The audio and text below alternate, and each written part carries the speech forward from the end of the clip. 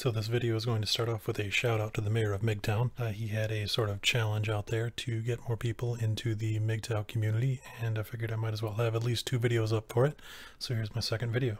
I was thinking about ideas that I would like to see discussed more in the MGTOW community, and the particular one that I latched onto was the idea of the demographic winter. Now, the usual talk about the demographic winter tends to be put out by people who have some pretty shady political ideas about vast global conspiracies, so let's just dodge right around that. Because at the core of the idea, there is a very valid point, which is that across Western nations, the birth rate is below the replacement rate, which is going to lead to population collapse across the Western world. Now, that sounds like a pretty strong statement, but I've got a whole lot of facts to back that up, and that's precisely what I'm going to go into in this video. Links, of course, will be in the low bar. Now, the sources that I'm going to be referencing are primarily going to be major governmental surveys. The best place to find those collected, of course, is just on Wikipedia. So while I completely understand someone being a little bit hesitant to trust a bunch of sources from Wikipedia, for this type of information it's very reliable because people are just going to point to the most widely available sources of data, and that's exactly what we're looking for. Now, first we're going to need a couple of definitions. Basically, the fertility rate is the average rate at which people are actually having babies. It's sometimes called the birth rate. Basically, the birth rate to make a sustainable population, let's assume everybody in society has children, everybody in society ends up dying only from old age, not of other causes, not before they can reproduce. So we want to create a completely stable population. Every single baby that's born is basically replacing someone who has died. In order to do that, you would need a fertility rate of precisely 2. That would be each mother, or the average mother, needs to have about 2 kids, one to replace the mother, one to replace the father. It's interesting to note, if you want to dive into kind of the statistics behind it, this is really regardless of any sort of mating strategy in society, whether the society practices polygamy, doesn't matter. It has to be at least 2, and because of the factors that I mentioned, not everyone has children, and of course some people will die before they come to reproduce. Either they die during childbirth, they die of disease, whatever it is. They get hit by a truck, doesn't matter. We need a certain level of fertility in order to replace the people who are dying. Now, the listed statistic that I'm pulling up here is that it's saying you need about a rate of 2.1 to replace the outgoing population.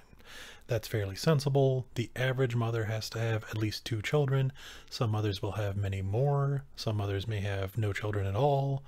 Some people never become mothers due to infertility, death, whatever the case is. Again, on average, the average woman needs to be having about 2.1 kids in order to keep society stable. Now, odds are you can just look around at your own society right now and see that this is already a problem. How many women do you know who have or intend to have more than 2 children? Versus how many women do you know who are never going to have children, who will probably end up alone in a house full of cats? Already you should be able to see that there's kind of a problem brewing here. Now, the statistics that I'm primarily going to reference straight from the Wikipedia page reference 3 different years basically.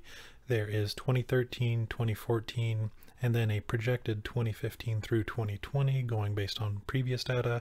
There is also a section on comparing the year 1970 to the year, I believe it's 2014. So the biggest statistic that we want to look at is basically 2013, 2014, and estimated 2015. We're also going to reference 1970 just for kicks, but I think that the general trends are going to become very obvious. So again, no matter what you think about mating strategies, regardless of other factors, the replacement rate to cover, to make a stable population needs to be about 2.1. Of course, when you live in a Western liberal democracy, you want it to be a little bit higher than that because you would like to have lots of new workers to help pay into pension funds, to take care of elderly people. We'll take that off the table for the moment. We're just looking at a replacement rate of about 2.1. So in the United States, 2013 through 2015, the rate is approximately 1.9. 2.01 and 1.9. Compare that to, for example, Sweden. The rate in 2014 was 1.9, which went to 1.88 and is projected to continue at 1.3. Now, Japan, of course, as we know, is currently experiencing absolutely insane population decline. Entire cities are abandoned, and there is a funny statistic that places like to pick up, saying that in Japan, adult diapers outsell children's diapers, which is actually a fact.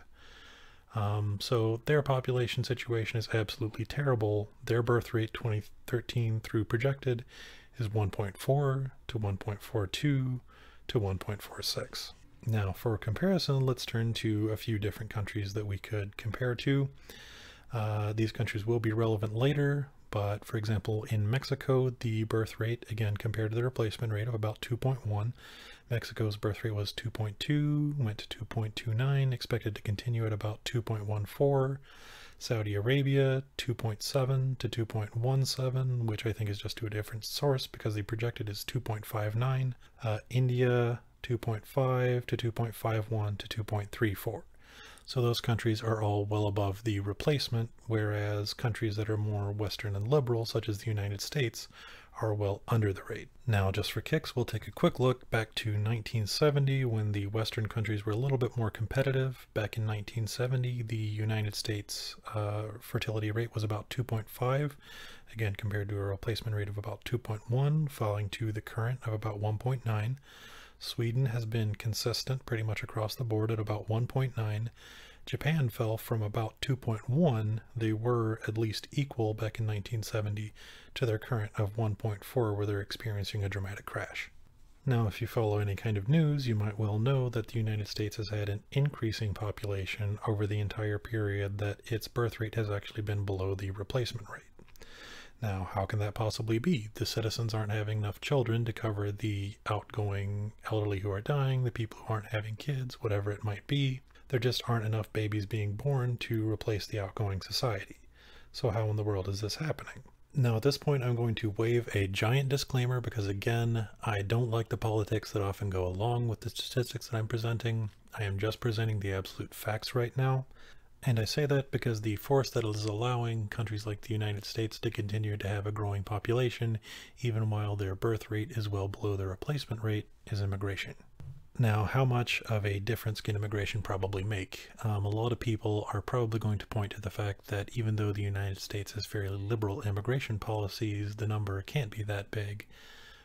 Well, according to a statistic by the CDC, in the year 2013, the total number of deaths in the United States was about 2.6 million. So that's all causes combined. About 2.6 million died in the United States in 2013. From another Wikipedia source, the immigration to the United States in 2013 was about 1 million. So think about that for a moment.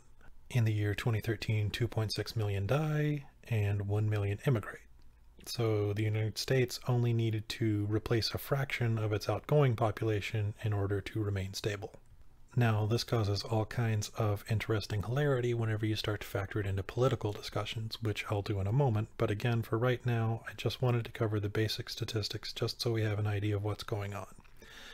A society needs to have a fertility rate of about 2.1 to replace its outgoing population, and as said, a Western liberal democracy generally wants it a little bit higher in order to have enough young people to pay for the elderly people going out to experience growth in their country.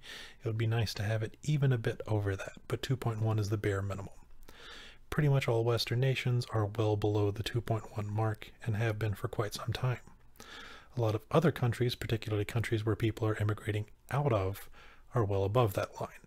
So Mexico has been at a rate of about 2.2, and America has been at a rate of about 1.9. Lots of people are immigrating from Mexico to America. The especially interesting point is, at this point, the United States economy basically runs on immigrants, which is something which is absolutely not new to America. But if you were to say that to the conservatives in the country who are hell-bent on trying to limit immigration, you would come up with some big problems. So the radical point that I would like to throw out at the end here is basically that when a country is moved into the sort of Western liberal idea, which of course, liberals want to move the entire world to that path, they are essentially committed to suicide. So we have a world where Western countries are going extinct, and all countries are being asked to follow the lead of the Western countries. That's going to cause some problems. I'll discuss that more in future videos, but for right now, this is the Reverend Winnebago. Have a good one.